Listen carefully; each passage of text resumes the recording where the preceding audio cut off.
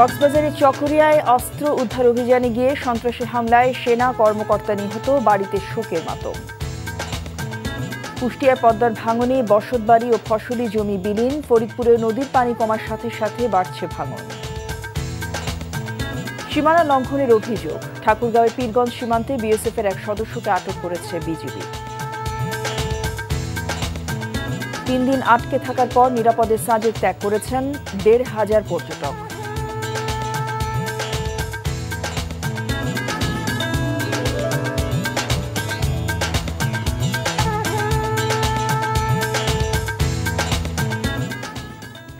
আসসালামু আলাইকুম, জসিন্তা জিনিয়া স্বাগত জানাচ্ছি এনটিভির দেশের খবরে। ক্রাউন সিমেন্ট শিরোনাম দেখছিলেন, এবার পুরো খবর। কক্সবাজারের চকরিয়ায় অস্ত্র উদ্ধার অভিযানকালে সন্ত্রাসীদের গুলি ও ছুরিকাঘাতে নিহত সেনাবাহিনীর লেফটেন্যান্ট তানজিম সরোয়ারের লাশ টাঙ্গাইলের বাড়িতে আনা হয়েছে। বিকেলে সেনাবাহিনীর একটি হেলিকপ্টারে করে লাশ জেলা সদরের হেলিপ্যাডে আনা হয়। সেখান থেকে অ্যাম্বুলেন্সে করে লেফটেন্যান্ট তানজিম সরোয়ারের নির্জনের লাশ টাঙ্গাইল শহরের বাড়িতে নেওয়া হয়। এ সময় কান্নায় ভেঙে পড়েন বাবা, মা, আত্মীয় স্বজনেরা। বাড়িতে জড়ো হন আশেপাশের শত শত মানুষ। আসরের নামাজের পর জানাজা শেষে পারিবারিক কবরস্থানে দাফন করা হবে তানজিমের লাশ। ভোর 3:30টার দিকে ডুলহাজারা ইউনিয়নের মাইজপাড়া এলাকায় অভিযান চালায় সেনাবাহিনী। এ সময় ডাকাতের গুলি ও ছুরিকাঘাতে গুরুতর আহত হন লেফটেন্যান্ট তানজিম। প্রথমে তাকে রামু খ্রিস্টান হাসপাতালে নেওয়া হয়। সেখান থেকে রামু সিএমএইচে নেওয়া হলে কর্তব্যরত চিকিৎসক তাকে মৃত ঘোষণা করেন। এ সময় ডাকাত দলের সদস্য জিয়াবুল ও বেলাল সহ মোট 6 জনকে আটক করা হয়েছে। দায়িত্ব পালন করতে গিয়ে তার পেছনে যে 20 জন সোলজার ছিল তাদেরকে রেখে একাই সে অভিযানে অংশ নেয় এবং সে বুঝতে পারে নাই যে তার পেছনে সোলজাররা ছিল না। অর্থাৎ দেশের জন্য সে তার পেশাগত দায়িত্ব পালন করতে গিয়েই কিন্তু সে আজকে জীবনটা দিয়েছে। আশুলিয়া শিল্পাঞ্চলে চলমান অস্থিরতার মাঝে আজ আরও 3টি কারখানা বন্ধ ঘোষণা করা হয়েছে। এদিকে ভাঙচুরের ঘটনায় 8 জনকে আটক করা হয়েছে। বিষয়টি নিশ্চিত করেছেন আশুলিয়া জোনের পুলিশ সুপার মোহাম্মদ সরওয়ার আলম। শিল্পাঞ্চলে 1863টি তৈরি পোশাক কারখানার মধ্যে চলমান সংকটের আগে থেকেই বন্ধ ছিল 167টি কারখানা। নতুন করে অনির্দিষ্টকালের জন্য বন্ধ 52টি সহ 222টি শিল্প কারখানা বন্ধ থাকায় গভীর অনিশ্চয়তার মুখে পড়েছেন তৈরি পোশাক শ্রমিকরা। ন্যূনতম মজুরি 25,000 টাকা নির্ধারণ এবং হাজিরা, টিফিন, রাত্রিকালীন ডিউটির ভাতা বাড়ানো সহ বিভিন্ন দাবিতে গত 3 সপ্তাহ ধরে অস্থিরতা বিরাজ করছে শিল্পাঞ্চল আশুলিয়ায়। নিরাপত্তার অভাব দেখিয়ে কারখানাগুলো বন্ধের সিদ্ধান্ত নিলে অচলাবস্থা সৃষ্টি হয় শিল্পাঞ্চলে। এদিকে 10 অক্টোবরের মধ্যে বর্তমান আইন অনুযায়ী ন্যূনতম মজুরি কার্যকর করার প্রতিশ্রুতি দিয়েছে তৈরি পোশাক শিল্প মালিকরা। আজ অনুষ্ঠিত এক বৈঠকে এরকম প্রতিশ্রুতি প্রেক্ষিতে আগামীকাল থেকে সব কারখানা খোলা থাকবে বলে জানিয়েছেন শ্রম সচিব AHM শফিকুজ্জামান। শ্রমিকদের দাবি দেওয়া নিয়ে সরকার, শ্রমিক ও মালিকদের সমন্বয়ে ত্রিপক্ষীয় বৈঠকে শ্রমিকদের 50টি দাবি নিয়ে আলোচনা করে 18টি দাবি মেনে নেওয়ার সিদ্ধান্ত নেওয়া হয় এই বৈঠকে। 10 অক্টোবরের মধ্যে শ্রমিকদের সব ধরনের বকেয়া শোধ করার সিদ্ধান্ত নেওয়া হয়। শ্রমিকরা কোনো কারখানায় বিশৃঙ্খলা করলে বা মালিকপক্ষ নির্ধারিত সময় বেতন ভাতা পরিশোধ না করলে সরকার যথাযথ ব্যবস্থা নেবে বলেও হুঁশিয়ার করে দেন শ্রম উপদেষ্টা আসিফ মাহমুদ সজীব ভুইয়া। কুষ্টিয়ার প্রমত্ত পদ্মা যেন ভয়ঙ্কর রূপ নিয়েছে। পদ্মার ভাঙনে বসতবাড়ি, ফসলি জমি বিলীন হচ্ছে। হুমকির মুখে পড়েছে কুষ্টিয়া ঈশ্বরদী জাতীয় মহাসড়ক সহ জাতীয় গ্রিডের কয়েকটি বিদ্যুতের টাওয়ার। অন্যদিকে ফরিদপুরে পদ্মা নদীর পানি কমার সাথে সাথে বাড়ছে নদীর ভাঙন। গত কয়েকদিনে 3টি উপজেলায় কয়েকশো একর জমি নদী গর্ভে তলিয়ে গেছে। কুষ্টিয়া প্রতিনিধি সাবিনা ইয়াসমিন শ্যামলী ও ফরিদপুর থেকে সঞ্জীব দাসের পাঠানো তথ্য ও ছবিতে দেখুন ডেস্ক রিপোর্ট। কুষ্টিয়ায় পদ্মা ভয়ঙ্কর রূপ নেয়ায় নিঃস্ব হচ্ছেন নদী তীরবর্তী এলাকার কয়েক হাজার মানুষ। পানির তোরে প্রতি বছরই কুষ্টিয়ার ভেড়ামারা, মিরপুর, দৌলতপুর ও কুমারখালী উপজেলার বিস্তীর্ণ এলাকা নদীগর্ভে বিলীন হয়। এবার পরিস্থিতি আরও ভয়াবহ আকার ধারণ করেছে। বিশেষ করে জেলার ভেড়ামারা ও মিরপুর উপজেলার বেশ কয়েকটি গ্রাম তীব্র ভাঙনের কবলে পড়েছে। বাড়িঘর ছিল সব বেশি চলে গেল, সকাল থেকে খাবার দাবানি কিছু নেই, সব ছেলে পেলিলে আগার হয়ে গেছি। নিজেরাই গঞ্জা বসে চিন্তা করছি, খুব ঝুঁকি পড়ে আছি। 4 ঘন্টার ভিতরে এরকম হয়ে গেল। বিঘাকে বিঘা ভুঁই জমি ভেঙে গেছে গাঙে। বিলীন হচ্ছে বসতভিটা ও ফসলি জমি। হুমকির মুখে পড়েছে কুষ্টিয়া ঈশ্বরদী জাতীয় মহাসড়ক সহ জাতীয় গ্রিডের কয়েকটি বিদ্যুতের টাওয়ারও। জাতীয় মহাসড়ক ইতিমধ্যে আমাদের ভাঙন কবলিত স্থান থেকে 100 মিটার দূরে আছে। তো আমরা আশা করি হয়তো দ্রুত সময়ে যখন আমরা কাজ বাস্তবায়ন করব তখন এই ভাঙনের হাত থেকে স্থায়ী প্রতিরক্ষামূলক কাজ বাস্তবায়ন করে ভাঙনের হাত থেকে রক্ষা করা সম্ভব হবে। অন্যদিকে ফরিদপুরে পদ্মা নদীর পানি কমার সাথে সাথে বাড়ছে নদীর ভাঙন। গত কয়েকদিনে সদর উপজেলা সহ 3টি উপজেলায় প্রায় কয়েকশো একর জমি নদীগর্ভে তলিয়ে গেছে। ভিটেমাটি হারিয়ে অনেকে অন্যত্র আশ্রয় নিয়েছে। মানুষজন যা বসত বাড়ি ছিল তারা ভেঙে চলে গেতেছে, যার জায়গা দিয়ে জায়গা পারতেছে চলে গেতেছে।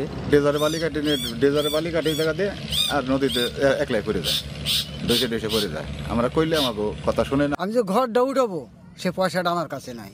দীর্ঘস্থায়ী কোনো ব্যবস্থা হয় যাতে আমরা এই চরের পর থাকতে পারি, এরকম কোনো একটা ব্যবস্থা সরকার করে দিবে আশা করি। প্রয়োজনীয় বরাদ্দ এলে নদী ভাঙন রোধে ব্যবস্থা নেওয়া হবে বলে জানান পানি উন্নয়ন বোর্ডের নির্বাহী প্রকৌশলী।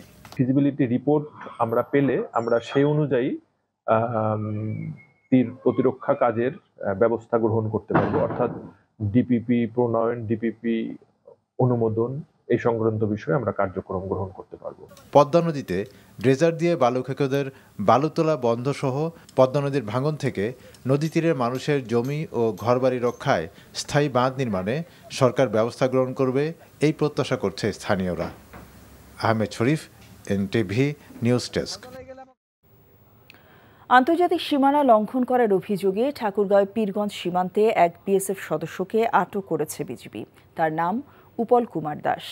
সকালে চান্দেরহাট সীমান্ত এলাকা থেকে তাকে আটক করা হয় বলে নিশ্চিত করেছেন 42 বিজিবির অধিনায়ক লেফটেন্যান্ট কর্নেল আহসানুল ইসলাম। তিনি বলেন, সীমান্ত এলাকায় কোনো ধরনের আলোচনা ছাড়াই 2 জন বিএসএফ সদস্য আন্তর্জাতিক সীমানা লঙ্ঘন করে বাংলাদেশের অভ্যন্তরে প্রবেশ করে। এ সময় স্থানীয় বাসিন্দারা তাদের মধ্যে একজনকে আটক করে টহলরত বিজিবি সদস্যের কাছে হস্তান্তর করে। অপর বিএসএফ সদস্য পালিয়ে যায়। চান্দেরহাট সীমান্তে বিএসএফ ও বিজিবির অধিনায়ক পর্যায়ে পতাকা বৈঠকের পর তাকে ছেড়ে দেওয়া হয়েছে বলে জানিয়েছেন লেফটেন্যান্ট কর্নেল আহসানুল ইসলাম। সাভারে বৈষম্য বিরোধী ছাত্র আন্দোলনে গুলি করে আশরাফুল ইসলাম নামে এক পোশাক শ্রমিককে হত্যার ঘটনায় সাবেক স্বরাষ্ট্রমন্ত্রী আসাদুজ্জামান খানের ছেলে সাফি মুদ্দাসির খান জ্যোতি সহ 341 জনের বিরুদ্ধে মামলা দায়ের করা হয়েছে। সকালে আশুলিয়া থানায় এ মামলাটি দায়ের করেন নিহতের ভাই কুমিল্লার মুরাদনগর থানার ভূতাইল গ্রামের নাসির উদ্দিন টিপু। মামলার বিষয়টি নিশ্চিত করেছেন আশুলিয়া থানার ওসি আবু বকর সিদ্দিক। নিহত আশরাফুল ইসলাম ঢাকা রপ্তানি প্রক্রিয়াকরণ অঞ্চলের শার্শা ডেরিমস নামের তৈরি পোশাক কারখানায় মেকানিক্যাল হেল্পার পদে কাজ করতেন। চট্টগ্রামের রাউজানের বিভিন্ন ধর্মীয় প্রতিষ্ঠানে ভাঙচুর ও অগ্নিসংযোগের মামলায় সাবেক সংসদ সদস্য ফজলে করিম চৌধুরীর 2 দিনের রিমান্ড মঞ্জুর করেছে আদালত। ভোরে চট্টগ্রামের chief judicial magistrate Mohammad Nurul Harun এ আদেশ দেন। এছাড়া নগরীর বিভিন্ন স্থানে বৈষম্য বিরোধী ছাত্র আন্দোলনের সময় হামলা ও গুলিবর্ষণের ঘটনায় আরও 3টি মামলায় ফজলে করিম চৌধুরীকে গ্রেফতার দেখানো হয়েছে। এর আগে ভোরে কড়া পুলিশ প্রহরায় আদালতে নেওয়া হয় তাকে। পুলিশ ভ্যান লক্ষ্য করে ডিম ছুঁড়ে মারে রাউজানের কয়েকশো মানুষ। ভারতে পালানোর সময় ব্রাহ্মণবাড়িয়ার সীমান্ত এলাকা থেকে বিজিবির হাতে আটক হন ফজলে করিম চৌধুরী।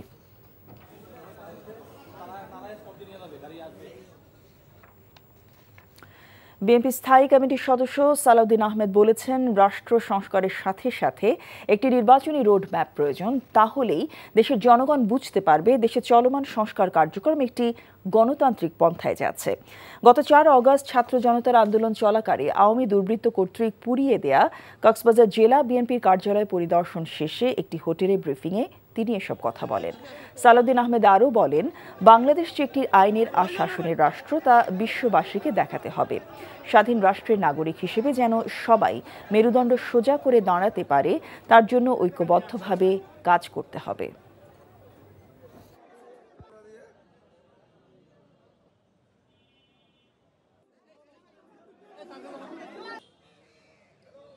নির্বাচনমুখী সংস্কার কার্যক্রম চালু থাকার সাথে সাথে সাইমালটেনিয়াসলি একটি নির্বাচনের রোড ম্যাপ ঘোষণা করতে কোনো অসুবিধা নাই, যাতে দেশ জাতি জনগণ বুঝতে পারে যে আমরা একটা গণতান্ত্রিক প্রক্রিয়ার দিকে যাত্রা শুরু করছি এবং কবে সেটা হবে। এবং এটা এই জন্যেই জরুরি যে গণতান্ত্রিক প্রক্রিয়া যাতে ব্যাহত করার জন্য মাঝখানে কোনো ষড়যন্ত্রের কোনো জায়গা না থাকে। চলতি মাসের 23 দিনেই এডিস মশার কামড়ে 50 জনের মৃত্যু হয়েছে, যা গেল মাসের দ্বিগুণ। পরিস্থিতি নিয়ন্ত্রণে 12টি টিম গঠন করেছে সরকার। স্থানীয় সরকার, পল্লী উন্নয়ন ও সমবায় উপদেষ্টা AF হাসান আরিফ জানান, সবাই নিজ উদ্যোগী হয়ে এগিয়ে আসলেই ডেঙ্গু প্রতিরোধ সম্ভব। মেজবাহ হাসানের রিপোর্ট।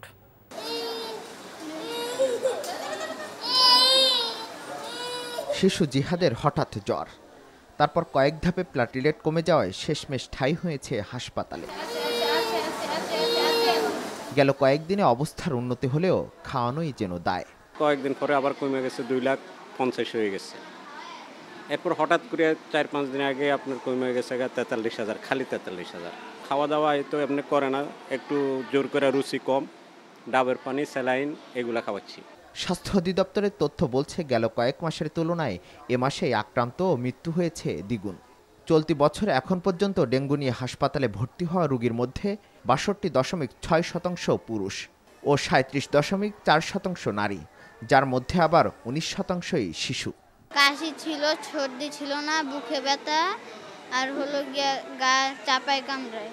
এখন সবই সুস্থ বোধ করছে। 15,000 ছিল কালকে, আজকে যদি ধরেন 10,000-এর দিকে চলে যায় তাহলে ব্লাড দেওয়া লাগবে। আর যদি 10,000 থেকে মানে ওই 15,000 থেকে 1 পয়েন্ট বাড়ে তাহলে আর ব্লাড দেওয়া লাগবে না। ডেঙ্গুর ঝুঁকি এড়াতে নিকটস্থ স্বাস্থ্যকেন্দ্রের সেবা নেওয়ার কথা জানান ডিএনসিসি হাসপাতালের এই পরিচালক।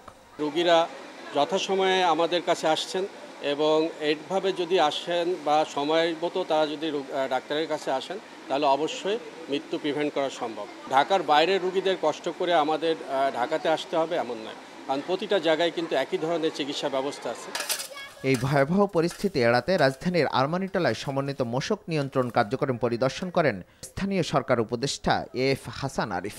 বলেন, লোক দেখানো কাজ করে ডেঙ্গু প্রতিরোধ করা সম্ভব নয়।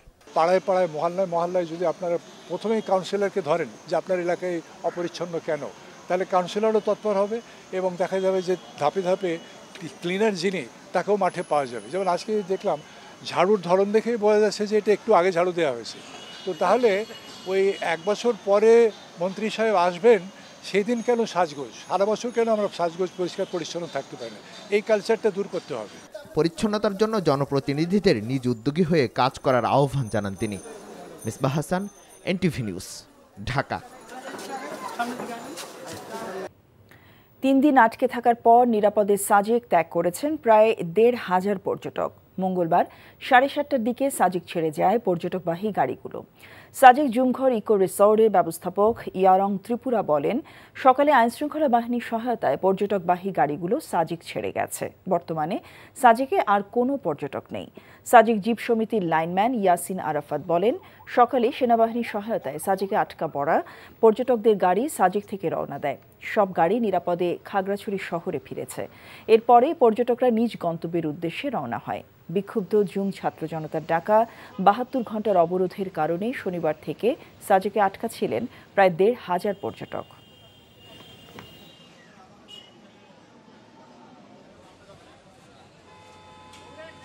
ধীরে ধীরে পানি, বিদ্যুৎ, খাবার দাবার সবকিছু সংকট ছিল এবং গত 2 দিন যাবত হিসাব আমরা শুকনো খাবার খেয়ে আসছিলাম। ভিন্ন একটা গ্রহ থেকে মনে হচ্ছে যে আমরা স্বাধীন হয়ে আজকে এতে খাগড়াছড়ি শহরে আছি। আর্মিরা আমাদেরকে গত রাতে আমাদেরকে খিচুড়ি খাবার দিয়েছেন এবং তারপরে আর্মি প্রোটোকলে আমরা খাগড়াছড়িতে পৌঁছেছি। কক্সবাজারে উখিয়া রোহিঙ্গা শরণার্থী ক্যাম্প পরিদর্শন করেছেন অন্তর্বর্তী সরকারের দুর্যোগ ব্যবস্থাপনা, ত্রাণ এবং মুক্তিযুদ্ধ বিষয়ক মন্ত্রণালয়ের উপদেষ্টা ফারুক ই আজম। দুপুরে উপদেষ্টা ক্যাম্পে পৌঁছে hope foundation for women and children of Bangladesh কর্তৃক পরিচালিত হোপ ফিল্ড হসপিটাল পরিদর্শন করেন। এ সময় হাসপাতালে কর্মরত চিকিৎসক এবং কর্মকর্তাদের সাথে শরণার্থীদের চিকিৎসা সেবা নিয়ে মতবিনিময় করেন। পরে ফারুক ই আজম ক্যাম্পে জাতিসংঘের বিভিন্ন সংস্থা পরিচালিত মানবিক সহায়তা কার্যক্রম, বিশ্ব খাদ্য কর্মসূচি, ভাউচার সেন্টার এবং শরণার্থীদের লার্নিং সেন্টার পরিদর্শন করেন। এ সময় রোহিঙ্গা শরণার্থীদের মানবিক সহায়তার উপর গুরুত্ব আরোপ করেন তিনি। রোহিঙ্গা অধ্যুষিত এলাকা হিসেবে চট্টগ্রাম অঞ্চলে প্রকৃত বাংলাদেশি নাগরিকদের জন্য ভোটার তালিকা অন্তর্ভুক্ত ও ভোটার হালনাগাদ কার্যক্রম অনেক সহজ হয়েছে বলে জানিয়েছেন নির্বাচন কমিশন। সকালে চট্টগ্রাম আঞ্চলিক নির্বাচন কর্মকর্তার কার্যালয়ে আয়োজিত সাংবাদিকদের সাথে মতবিনিময় সভায় সব তথ্য তুলে ধরা হয়। সভায় বলা হয়, চট্টগ্রাম অঞ্চলে 56টি নির্বাচন অফিসের মধ্যে 32টি উপজেলায় বিশেষ কমিটির মাধ্যমে আগে সবাইকে ভোটার নিবন্ধন করা হতো। এতে ভোটার নিবন্ধনে দীর্ঘ সময় ও দুর্ভোগ পোহাতে হতো। সমস্যা নিরসনে বর্তমানে 3টি শ্রেণীর মাধ্যমে নির্ধারিত তথ্য সংযুক্ত করা হলে ভোটার তালিকায় যুক্ত করা হবে।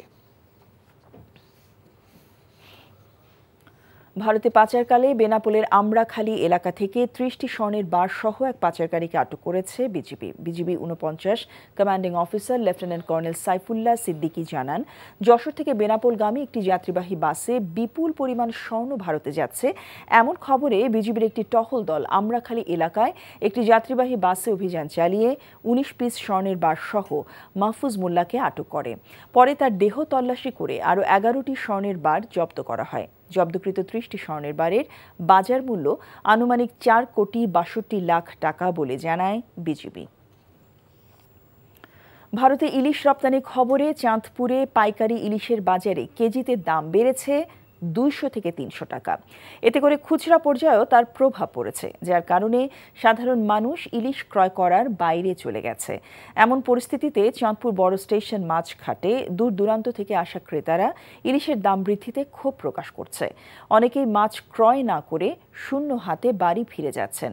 ব্যবসায়ীরা জানান, ইলিশের মৌসুম প্রায় শেষের পথে, বাজারে ইলিশও কম। এই মৌসুমের আর যে কদিন আছে, ইলিশের দাম আর কমার সম্ভাবনা নেই। ভারতে ইলিশ রপ্তানির খবরে দাম আরও বেড়ে গেছে। বর্তমানে 1 কেজি ওজনের ইলিশ 1700 থেকে 1800 টাকায় বিক্রি হচ্ছে, যা আগে ছিল 1400 থেকে 1600 টাকা পর্যন্ত।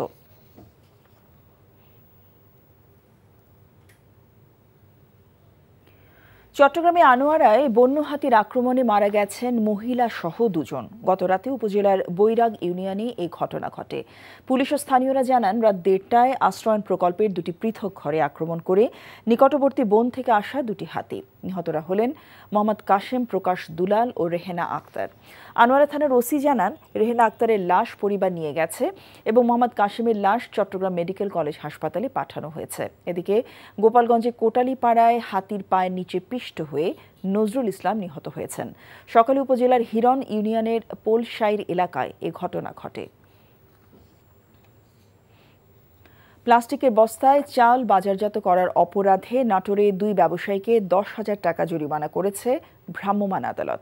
নির্বাহী ম্যাজিস্ট্রেট রিজু তামান্নার নেতৃত্বে সেনাবাহিনীর সদস্যরা দুপুরে নাটোর শহরের কানাইখালী পাইকারি চাউল মার্কেটে অভিযান চালায়। এ সময় সাইদ চাউলঘর এবং হক ট্রেডার্সের মালিককে 5,000 করে 10,000 টাকা জরিমানা করা হয়। একই সাথে সকল ব্যবসায়ীকে ভবিষ্যতের জন্য সতর্ক করা হয়। সিলেটে ব্যাটারি চালিত রিকশা, অটোরিকশা, রেজিস্ট্রেশনবিহীন ও অবৈধ সিএনজি অটোরিকশার বিরুদ্ধে বিশেষ অভিযান শুরু হয়েছে। সকাল থেকে সিলেট মেট্রোপলিটন পুলিশের উপকমিশনার BM আশরাফুল্লাহ তাহিরের নেতৃত্বে নগরীর বন্দরবাজার আশেপাশের সড়ক, টিলাগড়, পাঠানটুলা ও চণ্ডীপুল চত্বরে একযোগে অভিযান শুরু করা হয়। এ সময় ব্যাটারি চালিত রিকশা, অটোরিকশা, রেজিস্ট্রেশনবিহীন এবং অবৈধ সিএনজি অটোরিকশা সহ অন্যান্য যানবাহনের বিরুদ্ধে মোটরযান, সড়ক ও পরিবহন আইনে মামলা এবং অটোরিকশা সহ রেজিস্ট্রেশনবিহীন সব গাড়ি জব্দ করা হয়। সড়কে শৃঙ্খলা ফেরাতে এই অভিযান চলমান থাকবে বলে জানিয়েছে সিলেট মেট্রোপলিটন পুলিশের ট্রাফিক বিভাগ। খবর শেষ করছি, তবে যাবার আগে ক্রাউন সিমেন্ট শিরোনামগুলো আরেকবার।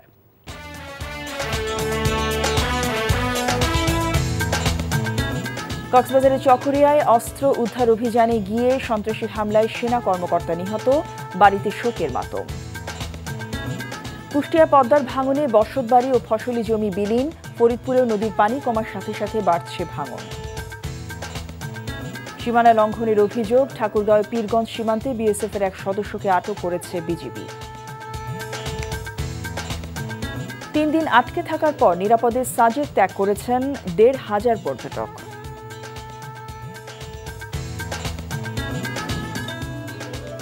এই ছিল দেশের খবরে। এই খবরের ভিডিও সহ আপডেট জানতে ভিজিট করুন NTV অনলাইন www.ntvbd.com। এছাড়াও এনটিভি জনপ্রিয় সব অনুষ্ঠান ও খবরের আপডেট জানতে ভিজিট করুন আমাদের ইউটিউব ও ভেরিফাইড ফেসবুক পেজ।